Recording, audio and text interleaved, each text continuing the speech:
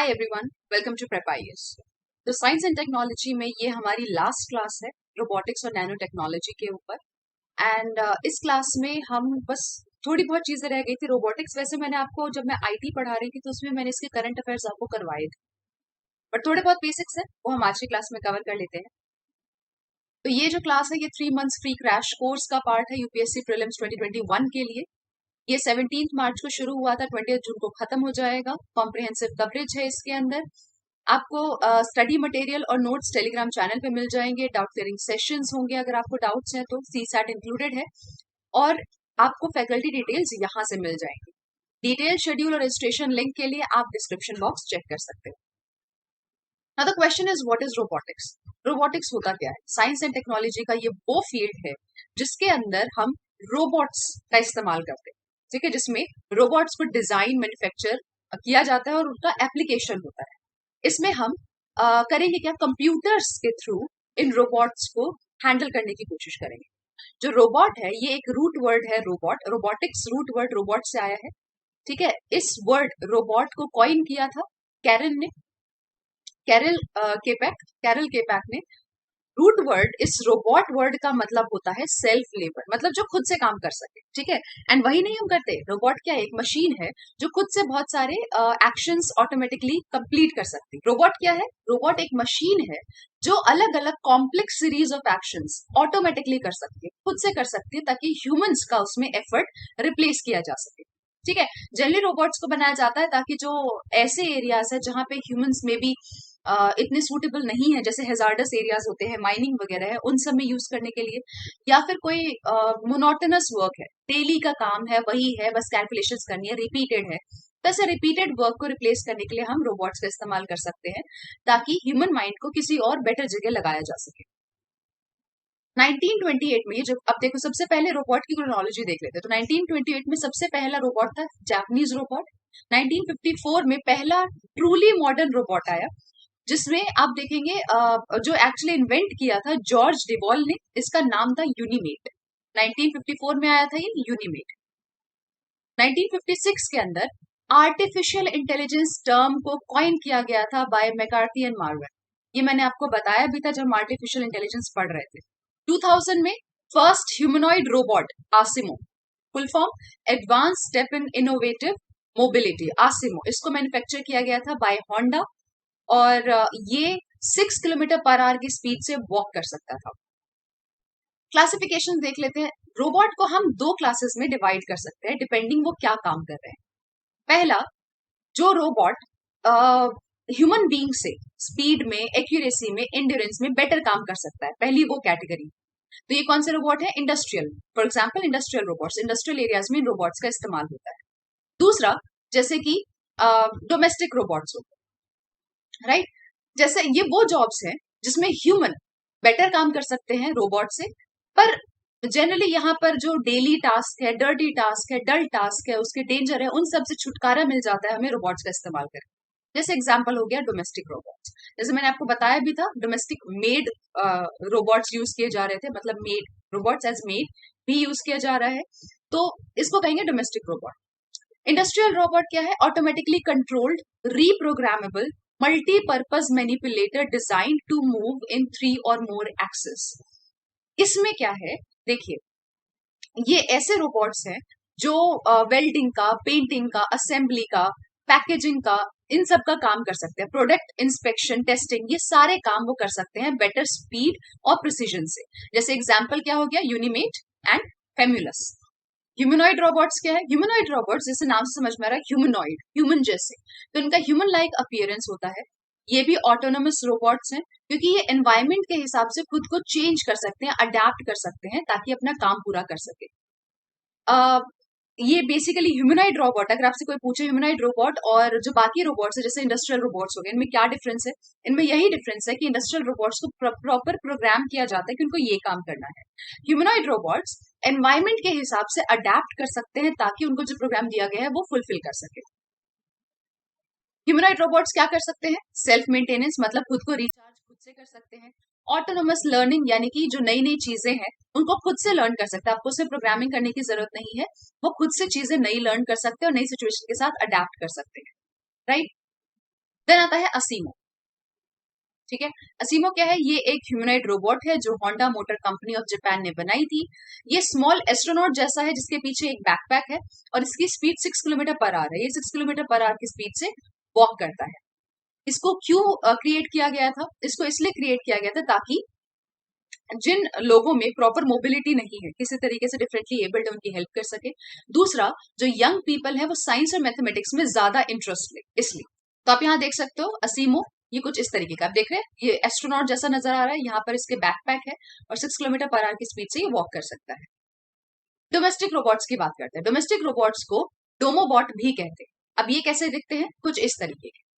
ठीक है, ये है डोमेस्टिक रोबोट्स। तो इन रोबोट्स को हाउस होल्ड पर्पजेस के लिए यूज किया जाता है, राइट? जैसे कि हाउस होल्ड चोर्स है, किसी भी तरीके का कोई काम है, घर का काम है, झाड़ू पोछा है, कुछ भी घर का काम है, उसके लिए इसको यूज किया जाता है। बट ऐसे हाउस होल्ड चोर्स जो वाईफाई से कनेक्टेड हो या वायरलेस होम नेटवर्क से कनेक्टेड हो, तभी किया जा सकता है। ठीक है, तो कोई भी ऐसा काम जो वाईफाई या वायरलेस होम नेटवर्क से कनेक्टेड है, वो काम ये डोमोबॉट कर सकते हैं। देन पर्सनल रोबोट्स क्या है? बेसिकली अगर मुझे कोई ऐसा काम है जो बहुत रिपीटेड लग रहा है, जैसे मुझे कुछ आंसर चेकिंग करनी है, right?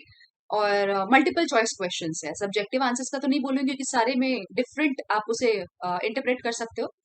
But multiple choice questions है, मुझे उसके आंसर चेक करने हैं और 5,000 कॉपीज है मेरे पास, राइट? तो मैं इसके लिए, जैसे आपने देखा ना एमसीक्यू के लिए मशीन होती है, वो एक तरीके से क्या है? वो एक तरीके से आपके रोबोट की तरह काम कर रहा है।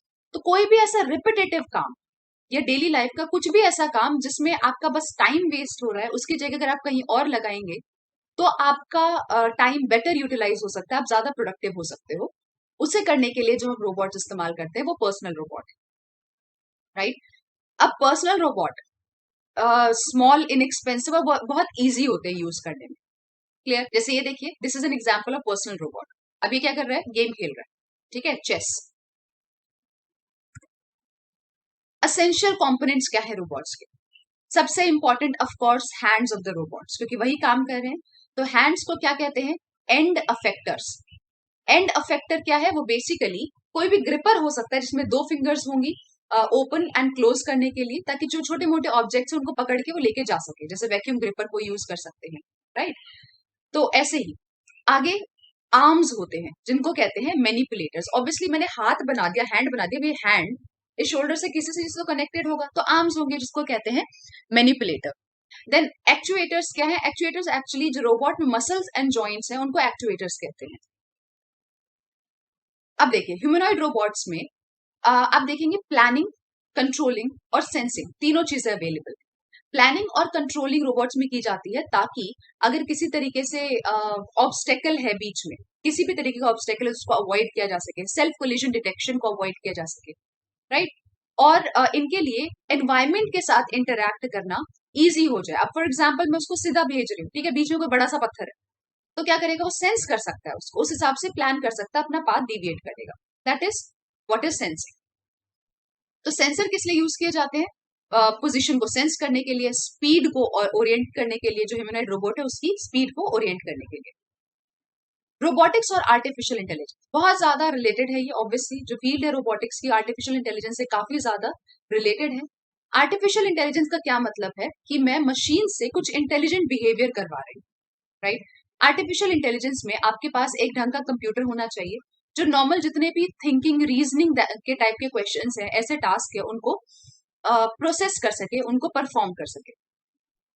वही इंटेलिजेंस रोबोट्स में रिक्वायर्ड होती है ताकि नॉर्मल सिचुएशंस को वो हैंडल कर सके। कुछ ऐसे टास्क जैसे हैं मैपिंग, मोशन प्लानिंग, ऐसे टास्क को वो हैंडल कर सके। तो एआई यानी कि आर्टिफिशियल इंटेलिजेंस कंप्यूटर साइंस का वो एरिया है जो इस पे डिपेंड करता है, जिस पे फोकस करता है कि मशीन्स को, हम ऐसी मशीन्स को बनाएं जो ह्यूमन वाले बिहेवियर्स को पूरा कर सके। ठीक है, ऐसे बिहेवियर जो ह्यूमन करते हैं, जिसको इंटेलिजेंस समझते हैं, वो बिहेवियर जब मशीन एग्जिबिट करती है तो वो आर्टिफिशियल इंटेलिजेंस का एरिया होता है। Okay, automobiles and manufacturing industry, इसमें भी रोबोट्स का बहुत ज्यादा यूज है। ऑब्वियसली इंडस्ट्रियल रोबोट्स को उनकी speed, accuracy, reliability and durability इन सब की वजह से कार मैन्युफैक्चरिंग में बहुत आसानी से यूज किया जाता है, जैसे कि वेल्डिंग हो गया, स्प्रे पेंटिंग हो गया, लोडिंग है, असेंबलिंग है। ये सारे काम क्या है, ये सारे काम वही रिडंडेंट वर्क में आता है, तो ये वो मशीन्स आसानी से कर सकती है। अगर हम चाहते हैं मैन्युफैक्चरिंग इंडस्ट्री में हमारा ग्रोथ हो, तो ये जो नए नए चेंजेस आते रहते हैं इंडस्ट्रियल एरिया में, नए इंडस्ट्रियल रेवोल्यूशन है, इसके थ्रू हमें प्रॉपरली पास होना पड़ेगा ताकि हम प्रोडक्टिविटी को बढ़ा सके। और यहाँ पर हमें जरूरत पड़ती है रोबोटिक्स की, कंप्यूटर्स की, इंटेलिजेंट सेंसर्स की, एक्सेट्रा। इलेक्ट्रॉनिक्स, इलेक्ट्रॉनिक्स में रोबोट्स का काफी यूज हो सकता है। कैसे? मैं क्या करूंगी, रोबोट का इस्तेमाल करूंगी मास प्रोडक्शन में। जो प्रिंटेड सर्किट बोर्ड है, सर्किट बोर्ड में आपको पता होगा, आपने सर्किट बोर्ड अगर कभी देखा हो तो आपने देखा होगा उस पर बहुत छोटे छोटे टिप ट्रेज या स्ट्रिप्स कह सकते हैं, चिप्स होते हैं, ठीक है, उनको बहुत प्रॉपरली हैंडल करके डालना होता है। तो ऐसे काम में रोबोट्स का बहुत आसानी से इस्तेमाल किया जा सकता है विद ग्रेट एक्यूरेसी, राइट। और इसमें रोबोट्स एनी वे ह्यूमन से, उसकी स्पीड, एक्यूरेसी, रिलायबिलिटी से एनी वे बेटर हो। देन इंडस्ट्री, पैकेजिंग इंडस्ट्री में जब मुझे कुछ भी मैन्युफैक्चर्ड गुड्स को पैकेज में डालना है, ठीक है, उसको पैक करना है, तो उसके लिए भी रोबोट्स एफिशिएंटली यूज किए जा सकते हैं, बेटर परफॉर्मेंस दे सकते हैं। ट्रांसपोर्ट के लिए मोबाइल रोबोट्स होते हैं, जो ऑटोमेटेड गाइड व्हीकल्स, जितने भी ऑटोमेटेड गाइड व्हीकल्स हैं उसमें मोबाइल रोबोट्स का इस्तेमाल किया जा सकता है, राइट। ट्रांसपोर्ट के लिए इस्तेमाल किया जा सकता है। मिलिट्री एप्लीकेशन में टेली रोबोट्स का इस्तेमाल होता है। देन जैसे एक एग्जाम्पल है सीकर, ऑटोनोमस रोबोट्स जैसे सीकर, इनको डेवलप किया जाता है ताकि जो सिक्योरिटी और सर्वेलेंस टास्क है मिलिट्री फैसिलिटीज पे, उनको ये परफॉर्म कर सके। देन एक पैक बॉट है जिसको ईरान में यूज किया जा रहा है एंड अफगानिस्तान में यूज किया जा रहा है बाय यूएस मिलिट्री, ताकि जो रोड साइड बॉम्ब्स हैं या एक्सप्लोसिव डिवाइस हैं उन सबको डिफ्यूज किया जा सके, right. Then health and medicine, of course remote surgery में या मिनिमम इन्वेसिव सर्जरी में रोबोट्स का इस्तेमाल हो सकता है सर्जरी करने के लिए। रिमोट सर्जरी होती क्या है? रिमोट सर्जरी, टेलीसर्जरी का मतलब है कि डॉक्टर वहां प्रेजेंट नहीं है, वो एक स्क्रीन पे सब कुछ देख रहा है और गाइड कर रहा है और बाकी लोग काम कर रहे हैं, राइट। तो बेटर एक्यूरेसी के साथ ऑब्वियसली जो रोबोट है वहां काम कर सकता है। तो टेली जो सर्जरीज होती हैं वहां पर रोबोट्स काफी हेल्प करते हैं। रोबोटिक सर्जरी के मेजर एडवांटेजेस क्या है? एडवांटेजेस क्या है रोबोटिक सर्जरी के? कि क्योंकि इनका प्रिसीजन बेटर है तो ब्लड लॉस कम होगा, आपको ब्लड की कम जरूरत पड़ेगी, छोटे कट्स होंगे जिनसे रिकवरी टाइम आपका कम हो जाएगा, कम पेन होगा तो कम मेडिकेशन लोगे, हॉस्पिटलाइजेशन टाइम और ड्यूरेशन दोनों कम हो जाएगा आपका, पोस्ट सर्जिकल कॉम्प्लिकेशंस कम हो जाएंगे। जितना छोटा कट लगेगा, जितना कम काम किया जाएगा बॉडी पे, वो उतना कम टाइम लगेगा। तो ये छोटे छोटे ये सर्जरीज होती हैं उसमें रोबोट्स का आसानी से इस्तेमाल किया जा सकता है। देन एनवायरमेंट, नैनो रोबोट्स को यूज किया जाता है या यूज किया जा सकता है ताकि जो ऑयल स्पिल्स हैं या पोल्यूटेंट्स हैं उनको डिसअसेंबल किया जा सके। जो जैसे नॉन बायोडिग्रेडेबल पोल्यूटेंट्स होते हैं, नॉन बायोडिग्रेडेबल पोल्यूटेंट्स का क्या मतलब, जो अपने आप एनवायरमेंट में कंप्लीटली खत्म नहीं हो जाएंगे, तो वो पोल्यूशन करते रहते हैं, तो उनको डिसअसेंबल करने के लिए हम रोबोट्स का इस्तेमाल कर सकते हैं। न्यूक्लियर वेस्ट, जो अदरवाइज डिस्पोज करना थोड़ा डेंजरस हो सकता है ह्यूमन बींग्स के लिए, न्यूक्लियर वेस्ट को आसानी से हैंडल और डिस्पोज कर सकते हैं।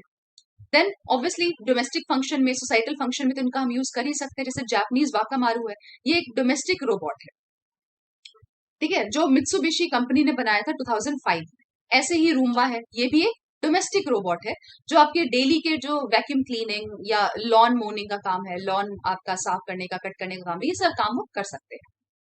Space exploration, very very important, robots का इस्तेमाल हम स्पेस एक्सप्लोरेशन में कर सकते हैं, ठीक है, क्योंकि देखिए अभी क्या है, वहां पर उनको कंटिन्यूस ह्यूमन गाइडेंस की जरूरत नहीं होगी, अनस्ट्रक्चर्ड एनवायरमेंट में भी वो काम परफॉर्म कर सकते हैं, तो इसलिए वहां पर हम इनको यूज कर सकते हैं। अब जैसे कुछ ऐसे प्लैनेट्स है जैसे वीनस हो गया या जुपिटर हो गया, जो ह्यूमन सर्वाइवल के लिए बहुत ज्यादा डिफिकल्ट है या बहुत हॉस्टाइल है, ऐसे एरियाज में, ऐसे प्लैनेट्स पे आप रोबोटिक स्पेसक्राफ्ट भेज सकते हो। डिजास्टर मैनेजमेंट में अगेन रोबोटिक्स का इस्तेमाल किया जा सकता है ताकि आप जैसे अबेंडेंड माइल्स हैं या कुछ ऐसे एरियाज है जहां पे डिजास्टर्स हो सकता है, ऐसे माइंस को एक्सप्लोर करने के लिए, मैप करने के लिए, कि वहां पर आप देखोगे ऐसे माइंस में मीथेन एक्सप्लोजन बहुत कॉमन होता है, राइट, मीथेन एक्सप्लोजन बहुत कॉमन होता है, तो ऐसे केसेस में आप इनका इस्तेमाल कर सकते हो। ऐसा ही एक ऑटोमेटिक रोबोटिक सिस्टम है जिसको 3D map of abundant mines के लिए, मतलब जो माइंस को छोड़ दिया गया है, जिन खानों को छोड़ दिया गया है, उनका 3D मैप अक्वायर करने के लिए बनाया गया था, जिसका नाम है ground hog, developed by USA.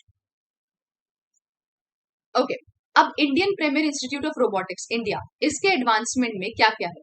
अब देखो यहाँ पर पहली बात तो centre for robotics and mechatronics, centre for robotics and mechatronics IIT Kanpur, right. ये एक प्रीमियर इंस्टीट्यूट है बेसिकली, ताकि वहां पर रोबोटिक्स का एडवांसमेंट किया जा सके। बहुत सारे ऐसे आईआईटी ऑफरिंग कोर्सेज भी हैं सीएसई में, जिसमें एआई के साथ स्पेशलाइजेशन है, जिसके बारे में मैंने आपको पहले भी बताया था। देन एआई एंड रोबोटिक्स का सेंटर है बैंगलोर में। उन्होंने एक रोबोट को डेवलप किया है चतुर, जो कि एक इंटेलिजेंट रोबोट है जिसके अंदर विजन सेंसर्स लगे हुए हैं। Ulster London and IIT Kanpur, इन्होंने टीम अप किया है ताकि ये देख सके कि कैसे एक इंटेलिजेंट रोबोटिक डिवाइस बनाए जो लोगों की हेल्प अपने जिन लोगों में बेसिकली विजन डिसेबिलिटी है, जो सही से देख नहीं सकते, जिनकी डिपेंडेंस बहुत ज्यादा है दूसरे लोगों पे, किस तरीके से उन लोगों की हेल्प करके उनकी डिपेंडेंस को कम किया जाए। इसके लिए ये अल्स्टर लंदन की यूनिवर्सिटीज, उनके साइंटिस्ट एंड आईआईटी कानपुर के साइंटिस्ट ने क्लब किया है। अभी आप देखेंगे एम्स न्यू दिल्ली, इन्होंने भी सक्सेसफुली एक रोबोटिक सर्जरी परफॉर्म की है, जहां पर थाइमस ग्लैंड एक पेशेंट से रिमूव किया गया था। उस पेशेंट जो बेसिकली जो पेशेंट था वो माइस्थेनिया ग्रेविस का पेशेंट था। इसमें होता क्या है, ये एक ऐसी डिजीज है जिसके अंदर मसल वीकनेस बहुत ज्यादा बढ़ जाएगी और कई बार ये लाइफ थ्रेटनिंग हो सकता है, तो उसके अंदर से थाइमस ग्लैंड रिमूव किया है। धीरे धीरे करके इंडिया एक्चुअली हब हो रहा है इंडस्ट्रियल इम्प्रूवमेंट्स के लिए, फर्म्स के लिए। एंड बहुत सारे अमेरिकन, कोरियन और जापानीज फर्म्स है जो इनको यूज कर रहे हैं इंडस्ट्रियल रोबोट्स को। अहमदाबाद बेस्ड एक ग्रिड बॉट्स है, ग्रिड बॉट्स, वो लॉन्च करेगा रोबोग्रैड। ये एक रोबोट है जो हाउस को क्लीन करने का काम करेगा और ये देखेगा साथ ही साथ कि घर में कोई घुस तो नहीं रहा, इंट्रूडर्स पे नजर रखने का काम करेगा। Next is robotics and automation India. India में क्या हाल, आईक्रा, मैंने आपको पहले ही बताया था, all India council for robotics and automation, उन्होंने एक नया स्टार्टअप इनिशिएटिव अनाउंस किया है जिसका नाम है टेक स्टार्टअप प्रोग्राम। ये बेसिकली वो सारे स्टार्टअप्स जो अपने अर्ली स्टेज पे हैं और रोबोटिक्स और रोबोटिक प्रोसेस ऑटोमेशन पे काम कर रहे हैं, उनके लिए है ये। आरपीए यानी कि रोबोटिक्स प्रोसेस ऑटोमेशन एक टेक्नोलॉजी है जिसके अंदर हम जो करता क्या है, जो जो नॉर्मल मंडेन और रोजमर्रा के काम है, उनके लिए ऑटोमेटेड मशीन्स आपको प्रोवाइड करेगा ताकि प्रोडक्टिविटी को बढ़ाया जा सके। All India council for robotics and automation, इसके बारे में भी देख लेते हैं। आईक्रा मैंने अभी आपको बताया ये है क्या। ये एक नॉन फॉर प्रॉफिट ऑर्गेनाइजेशन है, ठीक है, 2014 में स्टैब्लिश किया गया था। ये बताता है कि रोबोटिक्स और ऑटोमेशन एजुकेशन इंडस्ट्री में कैसे स्टैंडर्ड्स होने चाहिए, और डिफरेंट ऑर्गेनाइजेशन और प्रोफेशनल्स को हेल्प करता है अगर उनके रोबोटिक्स या ऑटोमेशन इंडस्ट्री में कोई टेक्निकल इश्यूज आ रहे हैं तो उनको वो हेल्प करता है। देन आईक्रा ने इसका एक B2C यानी कि बिजनेस टू कंज्यूमर इवेंट था, टेक्नोजियन 2019 का। उन्होंने एक टेक स्टार्टअप प्रोग्राम लॉन्च किया था जो मैंने अभी अभी आपको बताया।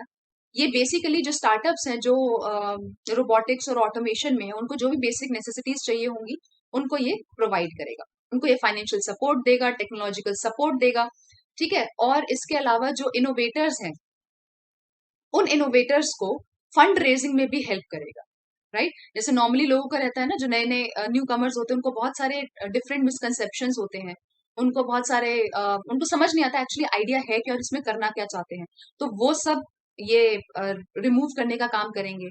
ये जो आइडिया का पोटेंशियल एरिया है कि भाई देखो ये आपका आइडिया है, इसमें ये चीजें हैं जो हम इम्प्रूव करके काम कर सकते हैं, वो करने का काम करेगा। आइडिया को यूटिलाइजेशन और कमर्शलाइजेशन के लिए मटेरियलाइज करेगा, मतलब आपका आइडिया मार्केट में आ सके, कमर्शियल बन सके, उसको यूटिलाइज किया जा सके, उसके लिए काम करेगा। टेक्नोलॉजिकल या कोई भी रेगुलेटरी रिक्वायरमेंट है उनको चेक करने का काम करेगा, प्रॉब्लम्स का सोल्यूशन फाइंड करने का काम करेगा। अब टेक्नोशियन क्या है, टेक्नोशियन एक्चुअली एक एड्यूटेक एक्सपो है, ठीक है, जो आईक्रा ने ही ऑर्गेनाइज किया था।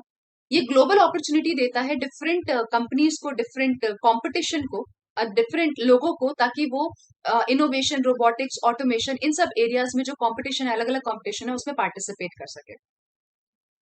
अब ये आरपी और ट्रेडिशनल ऑटोमेशन में क्या डिफरेंस है। आरपी हमने पढ़ा था, आरपी एक्चुअली क्या है, जो चेंजिंग एनवायरमेंट है उसके साथ अडेप्टिव होता है, ठीक है, बहुत एफिशिएंट है, प्रोडक्टिविटी इसकी ज्यादा होती है, वर्क काम करने में आसान होता है।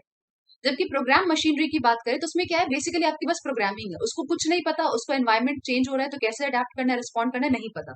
जबकि आरपीए को पता है कि रिस्पॉन्ड कैसे करना है with changing environment. That is a difference. सवाल उठता है कि ये लोगों की मदद करेगा या उनके जॉब्स उड़ा देगा। ये था ना सबसे बड़ा आर्टिफिशियल इंटेलिजेंस का सबसे बड़ा प्रॉब्लम, तो यही था। लोगों को लग रहा था कि भाई अब तो धीरे धीरे इंडस्ट्रियल एरियाज में जैसे से उनको रिप्लेस करेंगे, वैसे वैसे आप देखोगे कि उनकी जॉब्स भी तो चली जाएंगी, है ना। तो फिर ये जॉब्स ये लोगों की हेल्प करने के लिए बनाया जा रहा है या उनकी जॉब्स को हटाने के लिए बनाया जा रहा है। तो नई नई टेक्नोलॉजीज ऑटोमेशन आएंगे तो ये बात है कि पुरानी जॉब्स आपकी जाएंगी, पर नई अपॉर्चुनिटी भी तो आएंगी, नई जॉब्स भी तो आएंगी। इनोवेशन होगा तभी तो नई चीजें आगे आएंगी, प्रोडक्टिविटी बढ़ेगी, ऑप्टिमाइजेशन होगा प्रोसेस का। ठीक है, आप सेफली वर्क कर पाओगे, राइट। इसके अलावा आप खुद देखिए, हमने कह दिया रोबोट चाहिए, हमें मशीन चाहिए जिससे हम आराम से काम कर सकते हैं, पर उस मशीन को भी तो कोई हैंडल करेगा ना, तो नई अपॉर्चुनिटीज तो आएंगी। अब ये आरपीए एजुकेशन सिस्टम को कैसे हेल्प करता है। आरपीए बेसिकली हम टेक्नोलॉजी को समझने का काम करते हैं, तो ये स्टूडेंट्स को हेल्प करता है ताकि वो टेक्नोलॉजी को समझ सके और उसके बेसिस पे एजुकेशन डिलीवर करने का काम करता है। आइक्रा बहुत सारे कॉलेजेस के साथ एसोसिएटेड है, स्पेशली इंजीनियरिंग कॉलेजेस के साथ, ताकि वो एआई रोबोटिक्स में और कोर्सेज ला सके, मशीन लर्निंग में, डीप साइंसेज में, इन तरीके के और भी कोर्सेज हैं जो बहुत सारे इंजीनियरिंग कॉलेजेस ने, यूनिवर्सिटीज ने स्टार्ट कर दिया है। आइक्रा का एक और कॉन्सेप्ट है ग्लोबल इनोवेशन सेंटर। ठीक है, इसमें 5 इनोवेशन सेंटर को सेटअप किया जाएगा। पहला वाला बैंगलोर में होगा और इसके अंदर वही है इनोवेशन सेटअप, ये जो इनोवेशन स्टार्टअप्स होंगे उनको हेल्प करेगा। ठीक है, अब ग्लोबल इनोवेशन सेंटर, अब तो DTF ventures, Indian venture developer और आइक्रा, इन तीनों ने मिलकर ये एक टेक्नोलॉजी बेस्ड इनोवेशन सेंटर बनाया है इंडिया के अंदर। इसके अंदर आपको लैब मिल जाएगी, इंक्यूबेशन सेंटर मिल जाएगा, एक्सेलरेटर मिल जाएगा, और इसके अंदर आप देखेंगे बहुत सारे इनोवेशंस होंगे ग्रोथ के लिए, एंटरप्रेन्योरशिप बढ़ाने के लिए, बिजनेस मैनेजमेंट का एथिकल यूज हो सके उसके लिए ये बनाया जाएगा, और स्टूडेंट्स और एंटरप्रेन्योर्स की कंपनी, जो कंट्री के एंटरप्रेन्योर्स हैं, उनको हेल्प करेगा। अब फंडिंग कहाँ से आएगी।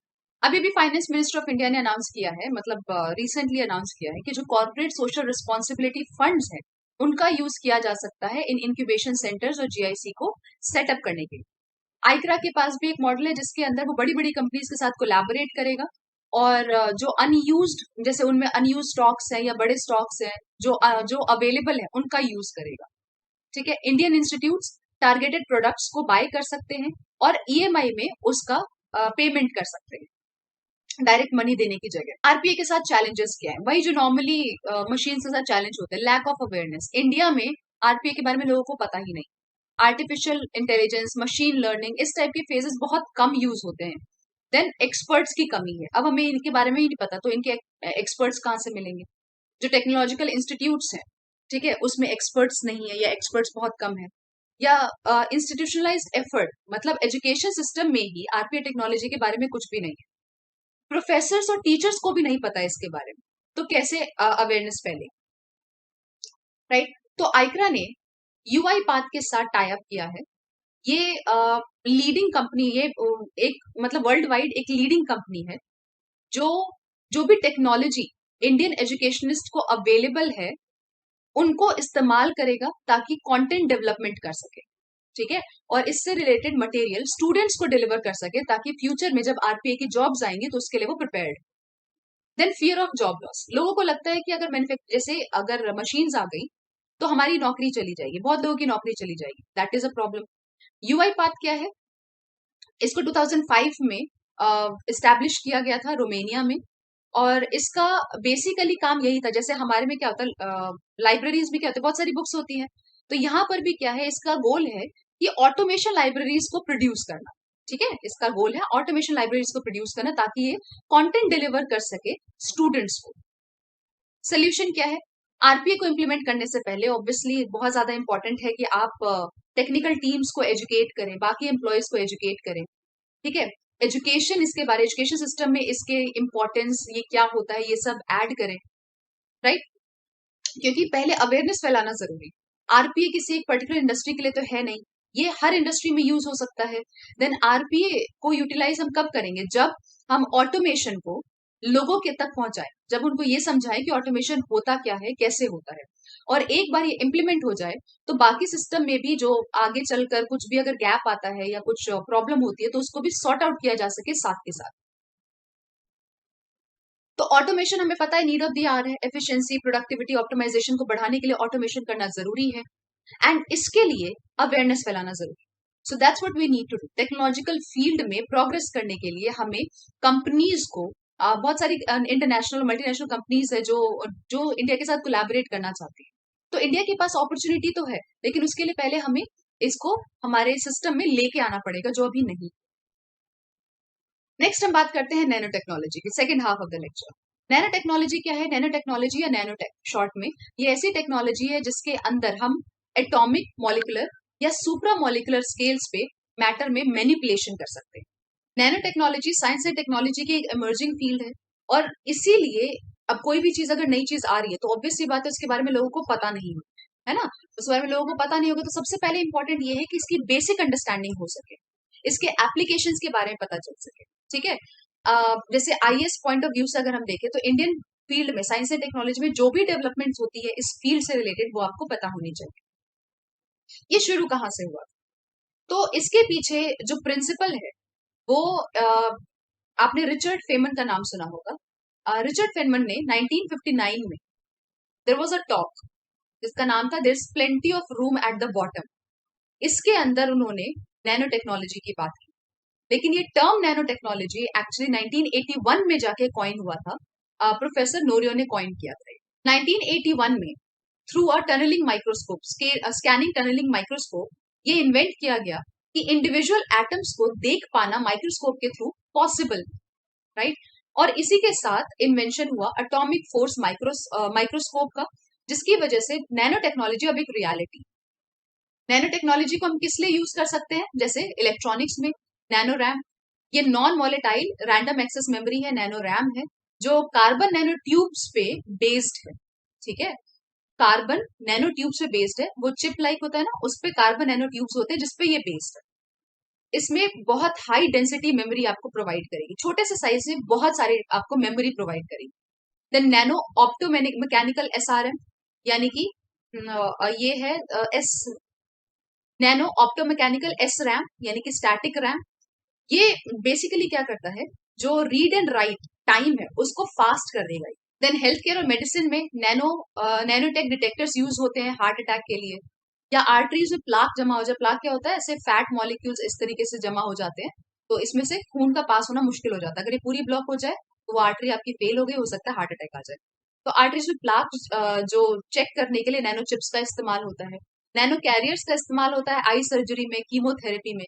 डायबिटिक पैड्स यूज होते हैं ताकि ब्लड शुगर लेवल को रेगुलेट किया जा सके। नैनो पार्टिकल्स का इस्तेमाल किया जाता है ताकि ब्रेन में हम प्रॉपर कोई पर्टिकुलर ड्रग को पहुंचा सके। देन नैनो स्पंजेस हैं, जो बेसिकली क्या है, नैनो पार्टिकल्स ही है जिसके ऊपर रेड ब्लड सेल मेम्ब्रेन है, और इसको टॉक्सिन्स को अब्सॉर्ब करने के लिए, ब्लड स्ट्रीम से जो टॉक्सिन्स है उनको अब्सॉर्ब करने के लिए यूज किया जाता है। देन नैनो फ्लेयर्स हैं, जो कैंसर सेल्स, ब्लड स्ट्रीम में कैंसर सेल्स आपकी डिटेक्ट कर सकती हैं। नैनो पोर्स हैं, जो डीएनए सीक्वेंसिंग में काफी ज्यादा हेल्पफुल होता है। ठीक है?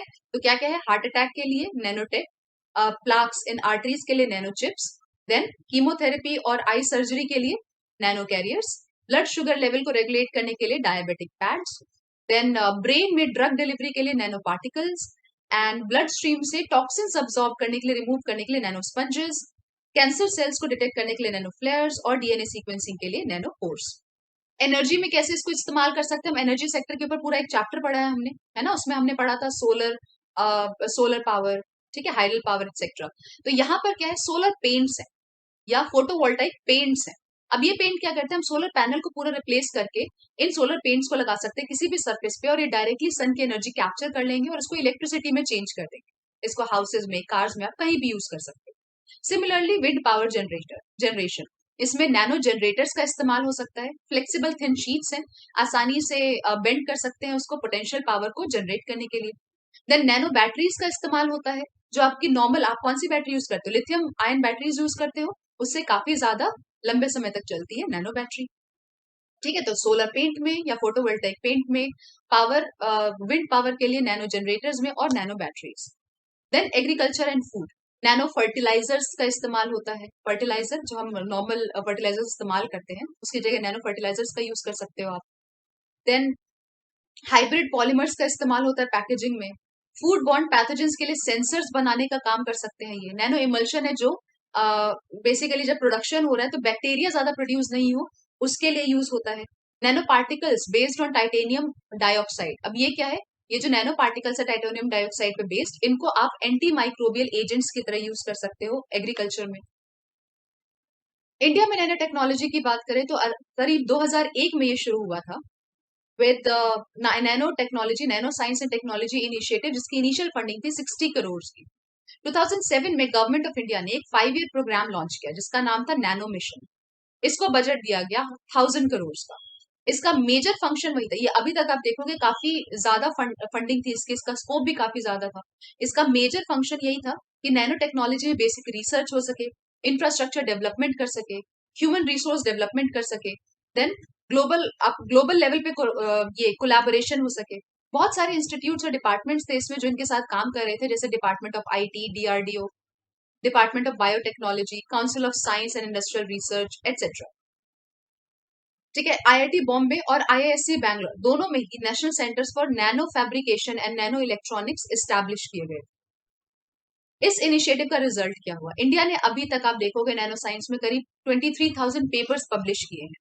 इंडिया की रैंक थर्ड है इन पेपर्स पब्लिश्ड 2018 में। इसके आगे कौन थे, यूएसए और चाइना। आप देखोगे इस फील्ड में बहुत सारे पेटेंट्स इंडिया के पास है। कंसर्न क्या है, कंसर्न वही है जो हमारे लिए साइंस एंड टेक्नोलॉजी में या किसी भी रिसर्च में कंसर्न, कि हम बहुत कम अमाउंट स्पेंड करते हैं as compare to other countries. तो क्वालिटी ऑफ रिसर्च को भी इंप्रूव करने की जरूरत है। अमाउंट जब हम बहुत कम दे रहे हैं तो हमारे पास रिसोर्सेज भी कम होंगे। ठीक है, जैसे टॉप 1% पब्लिकेशन में अगर देखा जाए 23,000 पेपर्स हैं, पर टॉप 1% की जो पब्लिकेशन है उसमें बहुत ही कम पेपर्स हैं इंडिया के। अभी अगर इंडिया की देखें तो 0.2% पेटेंट्स हैं जो यूएस पेटेंट ऑफिस में फाइल्ड है, जो इंडिया से है। ठीक है, और बहुत कम स्टूडेंट्स हैं जो इस फील्ड को लेते हैं। तो what does that show you, कि इसके बारे में अवेयरनेस नहीं है, अभी भी हम इतना ज्यादा इसको यूज नहीं कर रहे, we are still new to it. तो इसके बारे में जानने की ज्यादा जरूरत है, इसको ज्यादा स्प्रेड करने की जरूरत है, इसको करिकुलम में लाने की जरूरत है। सेम चीज है जो रोबोटिक्स के साथ थी। तो ministry of HRD, human resource development ने टारगेट किया है कि नैनो टेक्नोलॉजी में पीएचडी होनी चाहिए एक साल में 10,000, एक साल में 10,000 पीएचडी नैनो टेक्नोलॉजी में होनी चाहिए। प्राइवेट सेक्टर का इसके अंदर कंट्रीब्यूशन बहुत ही कम है। हमें पता है कि किसी भी फील्ड में हमें आगे जाना है तो प्राइवेट और पब्लिक दोनों सेक्टर का पार्टिसिपेशन होना चाहिए। तो प्राइवेट सेक्टर पार्टिसिपेशन इसमें बहुत कम है, जबकि इसमें पोटेंशियल बहुत ज्यादा है, फिर भी इसमें बहुत ही कम कंट्रीब्यूशन है प्राइवेट सेक्टर का। ठीक है, जैसे आप देखो आईआईटी मद्रास ने नैनो टेक्नोलॉजी को यूज करके आर्सेनिक को डिकंटामिनेट किया था। एक वाटर में आर्सेनिक प्रेजेंट था, उसको हटा दिया, डिकंटामिनेट किया। ऐसे ही आईआईटी दिल्ली में एक टीम ने सेल्फ क्लीनिंग टेक्नोलॉजी को यूज किया था ताकि टेक्सटाइल इंडस्ट्री में यूज कर सके। अब हम पूरे में नैनो टेक्नोलॉजी बोलते आ रहे हैं, बार बार इसके स्कोप देख ले, पर ये है क्या, इसमें कुछ नहीं है। एटॉमिक या मॉलिकुलर लेवल पे जब मटेरियल्स को मॉडिफाई कर देते हैं हम, तो उसमें कुछ अलग ही प्रॉपर्टीज, कुछ अलग अनयूजुअल प्रॉपर्टीज जनरेट होती है जो बहुत सारी चीजों में यूज की जा सकती है। बेसिकली एटम या मॉलिक्यूल का जो डायमेंशन होता है वो हम सिर्फ माइक्रोस्कोप से देख सकते हैं, मतलब उनका डायमेंशन क्या होगा, बहुत छोटा होगा, नैनोमीटर्स में होता है उनका डायमेंशन। इसीलिए इस टेक्नोलॉजी का नाम रख दिया गया नैनो टेक्नोलॉजी। और जो आप नैनो टेक्नोलॉजी से प्रोडक्ट बनाते हो वो क्या है, नैनो मटेरियल्स। क्लियर। अब 1 नैनोमीटर कितने के बराबर होता है, 1 nanometre is equal to 1 billion of a metre. ठीक है, मीटर का 1 बिलियन हिस्सा है बस, ये सोचो कितना छोटा हिस्सा है। और ये हमारे सारे एरियाज को इन्फ्लुएंस करता है, जैसे उसमें मैन्युफैक्चरिंग है, इलेक्ट्रॉनिक्स है, कंप्यूटर्स है, टेलीकम्युनिकेशन है, information technology, medicine, health, environment, energy storage, बहुत सारे, एग्रीकल्चर। अभी हमने इतने सारे फायदे देखे इसके, तो हर फील्ड को ये ऑलमोस्ट इन्फ्लुएंस करता है। हमें क्यों जरूरत है, मैं ऐसे बता चुकी हूँ आपको। ये एक नई और इमर्जिंग फील्ड है जिसका हर सेक्टर में कुछ ना कुछ फायदा है, हर सेक्टर ऑफ द इकोनॉमी में इसका इम्पैक्ट है। That is why it is important to study it and improve. Health sector में भी मैंने अभी आपको बताया बहुत सारे इसके यूजेस हैं।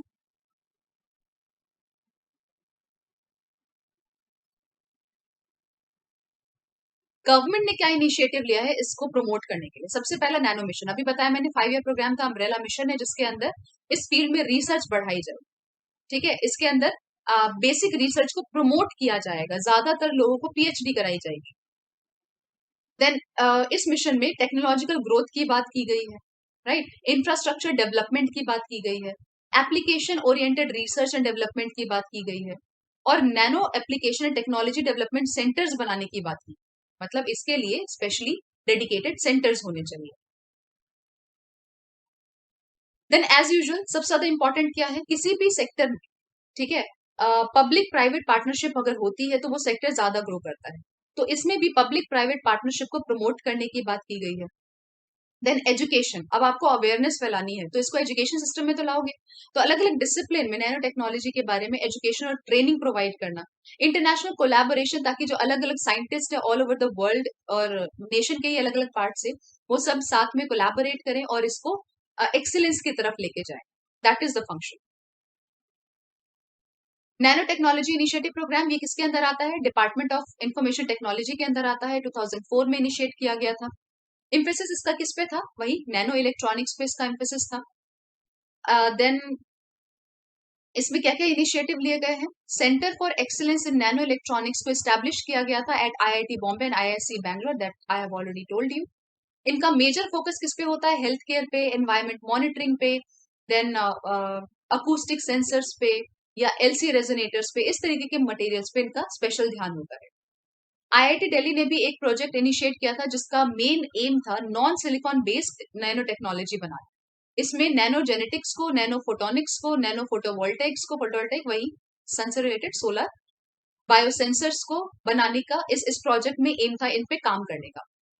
Then nano science and technology initiative department of science and technology के अंदर आता है। इसने सेटअप किया था 2001 में। वही इंफ्रास्ट्रक्चर डेवलपमेंट रिलेटेड जो इश्यूज है उस पर फोकस किया जाएगा इसमें।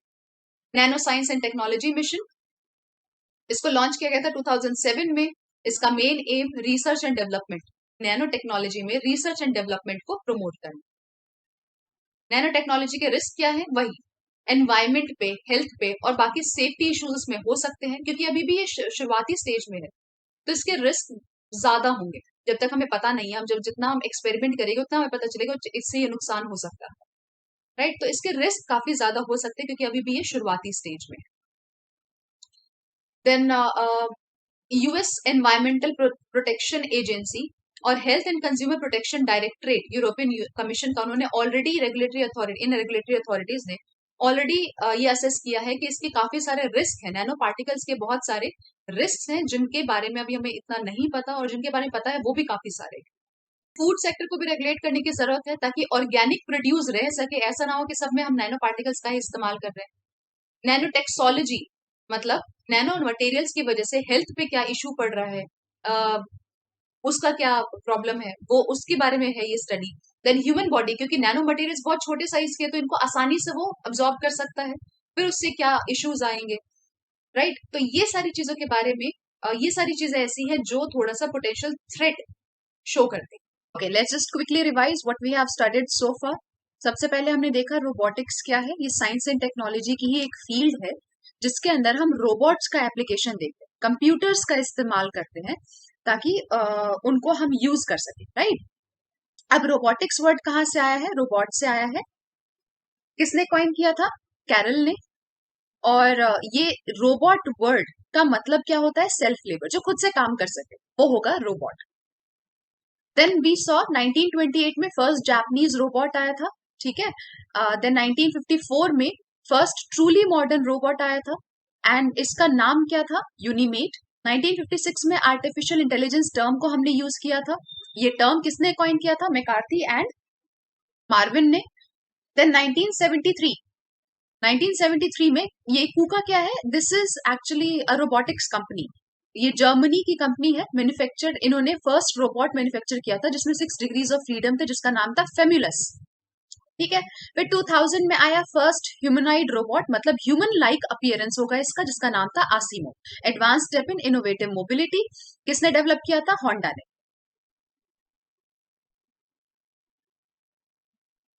नेक्स्ट, रोबोट्स को दो में क्लासिफाई कर सकते हैं, एक तो हम जॉब के बेसिस पे, एक तो हम डोमेस्टिक में क्लासिफाई कर सकते हैं। एंड दूसरा हम किस में कर सकते हैं, इंडस्ट्रियल में क्लासिफाई कर सकते हैं। नाम से ही समझ में आ रहा है कौन सा किस काम के लिए। इंडस्ट्रियल वाला क्या है, इंडस्ट्रियल के एग्जाम्पल है यूनिमेट और फैम्यूलस। जैसे आप पैकेजिंग में, पेंटिंग में, असेंबली में, वेल्डिंग में, ऐसी चीजों में इसका इस्तेमाल कर सकते हैं। देन ह्यूमनॉइड रोबोट्स की क्या कैपेसिटी है, बेसिकली सेल्फ मेंटेनेंस है, खुद को खुद रिचार्ज कर सकते हैं, अपने आप सीख लेते हैं, वो चीजें देख के नई सिचुएशन के साथ अडेप्ट कर जाते हैं। असीमो इसी का एक एग्जाम्पल है, एक ह्यूमनॉइड रोबोट है जो होंडा मोटर कंपनी ने, जापान की होंडा मोटर कंपनी ने क्रिएट किया था। और इसके अंदर क्या है, ये आपको कैसा दिखेगा, जैसे एक छोटा सा एस्ट्रोनॉट है जिसके पास एक बैकपैक है और वो 6 किलोमीटर पर आवर की स्पीड पे वॉक करता है, राइट। देन ये डोमबॉट, ये किसका एग्जाम्पल है, डोमेस्टिक रोबोट का। ये असीमो वही एस्ट्रोनॉट जैसा दिख रहा है। देन डोमबॉट यानी कि डोमेस्टिक रोबोट, ये क्या है, हाउस होल्ड पर्पजेस के लिए इसका इस्तेमाल किया जाता है। पर्सनल रोबोट क्या है, जो इंडिविजुअल लेवल पे आप जिसको यूज करते हैं, जैसे ये एक एग्जाम्पल है पर्सनल रोबोट का। देन रोबोट्स के क्या क्या कंपोनेंट्स होंगे, सबसे पहला हाथ तो होना चाहिए, तभी तो वो कुछ पिक कर पाएगा, तो एंड इफेक्टर्स कहते हैं उसको। हाथ किससे अटैच होंगे, आर्म से, जिसको कहते हैं मैनिपुलेटर्स। और इसके जो मसल और जॉइंट्स बनते हैं रोबोट्स में, उनको कहते हैं एक्चुएटर्स। देन प्लानिंग, कंट्रोलिंग और सेंसिंग का काम होता है ह्यूमनॉइड रोबोट्स में। मतलब ह्यूमनॉइड रोबोट्स जो भी आगे एनवायरमेंट है उसको सेंस करके उसके हिसाब से खुद को अडेप्ट कर सकते हैं। देन ये रोबोटिक्स और आर्टिफिशियल इंटेलिजेंस, हम जानते हैं ये दोनों क्लोजली रिलेटेड है। ये ऐसी फील्ड है जो क्लोजली रिलेटेड है, दोनों में मशीन्स का हम इस्तेमाल कर रहे हैं, दोनों में हम उनको ह्यूमन लाइक कैपेसिटी प्रोवाइड करा रहे हैं, राइट। अब ऑटोमोबाइल्स और मैन्युफैक्चरिंग इंडस्ट्री में यूज होता है, हमें पता है कैसे। इंडस्ट्रियल रोबोट्स अपनी स्पीड, एक्यूरेसी, एंड्योरेंस, इन सब की वजह से बेटर वर्क कर सकते हैं कार मैन्युफैक्चरिंग में, वेल्डिंग में, स्प्रे पेंटिंग में, लोडिंग में, मटेरियल हैंडलिंग में, एटसेट्रा। ठीक है, फिर इलेक्ट्रॉनिक्स में भी यूज होता है, जैसे कि प्रिंटेड सर्किट बोर्ड का हमने एग्जांपल पढ़ा था, उसमें कि कोई भी अगर हमें इलेक्ट्रॉनिक कंपोनेंट है जिसको प्लेस करना है या रिमूव करना है, तो उसको अच्छे से एक्यूरेसी के साथ कर सकता है। पैकेज इंडस्ट्री में वही मंडेन वर्क है, रिपीटेड वर्क है पैकेजिंग का, तो वो ये कर सकता है। ट्रांसपोर्ट में मोबाइल रोबोट्स का इस्तेमाल होता है। मिलिट्री एप्लीकेशन में यूज कर सकते हैं, जैसे पैकबॉट है या सीकर है। देन हेल्थ और मेडिसिन में हमने पढ़ा इसका, हम रिमोट सर्जरी में हम इसका इस्तेमाल कर सकते हैं।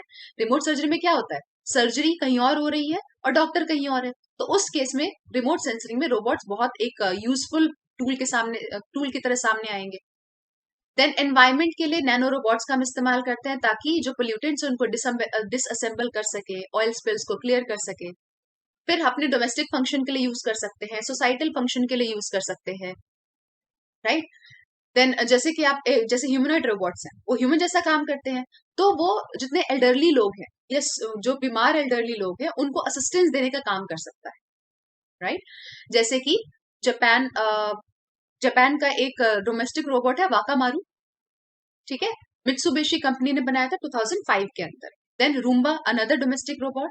स्पेस एक्सप्लोरेशन में आप इसका इस्तेमाल कर सकते हैं, जो अनस्ट्रक्चर्ड एनवायरनमेंट है स्पेस में, या कुछ हॉस्टाइल एनवायरनमेंट है वीनस और जुपिटर जैसे प्लैनेट्स पे, तो उनको हम एक्सप्लोर करने के लिए रोबोट्स भेज सकते हैं।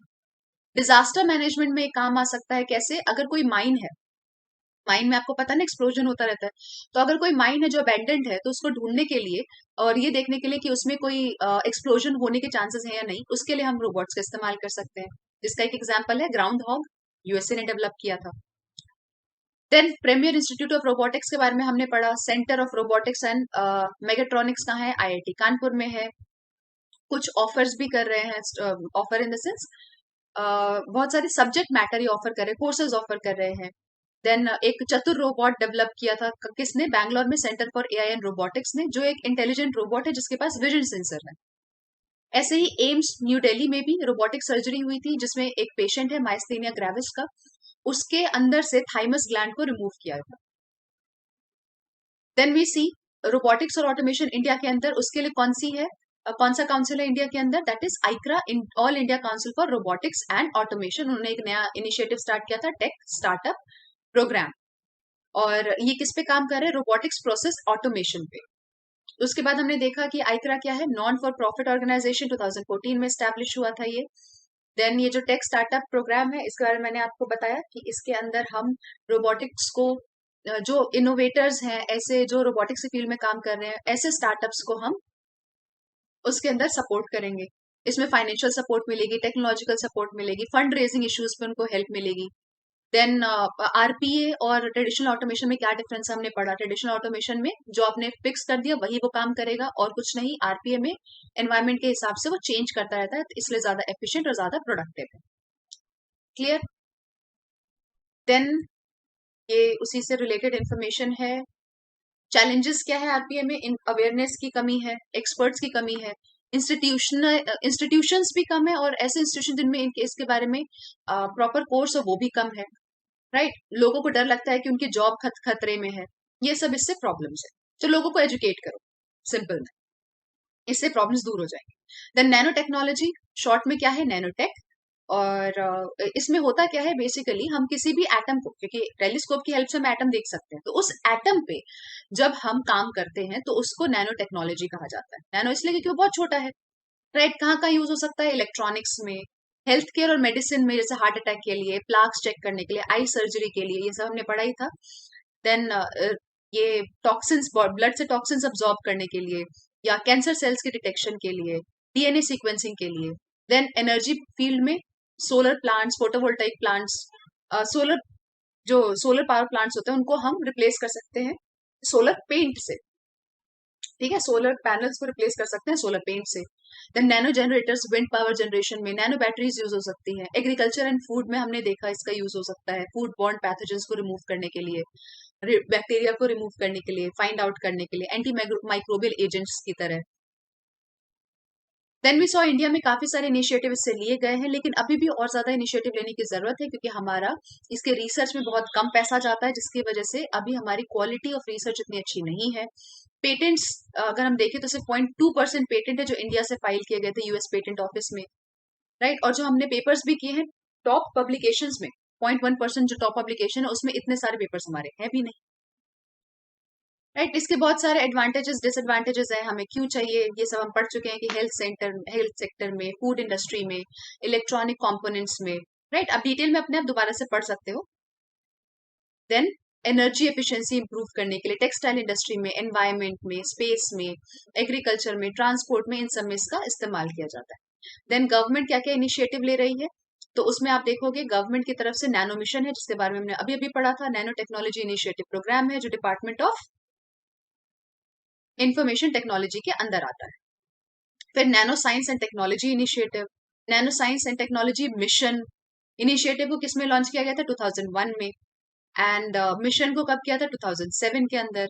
रिस्क क्या है? वही एनवायरमेंट रिस्क है, हेल्थ रिस्क है, अभी शुरुआती स्टेज में है, तो नैनो जो पार्टिकल्स है वो बॉडी में जा सकते हैं क्योंकि वो बहुत छोटे हैं, और उससे जो रिस्क आएंगे उनका हमें अभी पता नहीं है। तो ये सारी प्रॉब्लम्स है। ठीक है? और हम अगर फूड सेक्टर में इसको कर देते हैं और उससे ज्यादा फायदा होता है, तो कहीं ऐसा ना हो कि नैनो पार्टिकल्स से ही हम खाना बनाया जा रहा है, ऑर्गेनिक प्रोड्यूस अब बचा ही नहीं। नैनो टेक्सोलॉजी मतलब इसका पोटेंशियल हेल्थ रिस्क क्या होगा नैनो मटेरियल्स का, उसके बारे में अभी हमें नहीं पता है। नैनो वेस्ट को हम कैसे उसको हम कैसे टैकल करेंगे? नैनो पोल्यूशन हो सकता है, मतलब जो वेस्ट जनरेट होता है नैनो डिवाइस से, नैनो मटेरियल से, वो क्या है? वो एक तरीके से नैनो पोल्यूशन कहते हैं उसको।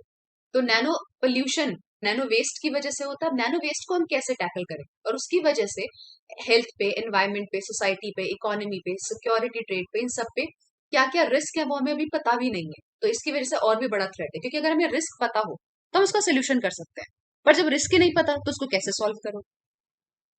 राइट? सो आई होप आपको ये समझ में आ गया होगा। If you have any questions आप कमेंट सेक्शन में नीचे लिख दीजिए। And that's it for today's class. Class अगर पसंद आई हो then do like and share it, and इसको हमारे चैनल को सब्सक्राइब जरूर करें ताकि आपको रेगुलर अपडेट्स मिलते रहे। Thank you so much for joining in. Have a great day.